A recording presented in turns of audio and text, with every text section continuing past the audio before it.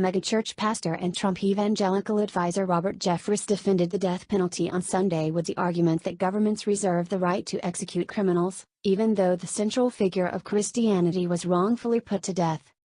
Jeffress, who has a history of eyebrow-raising comments, appeared on Fox and Friends over the weekend for a discussion about the circumstances for invoking the death penalty.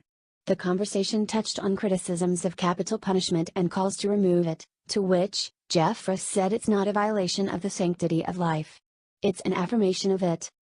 Let's admit, the death penalty is sometimes inequitably and even mistakenly applied. We know that and we ought to do everything we can to prevent that. But I remind people, the greatest example of an innocent person being executed was Jesus Christ himself.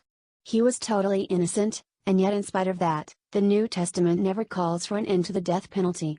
Instead, Paul said in Romans 13, God has given government the power of the sword, the ability to execute in order to bring punishment against those who do evil.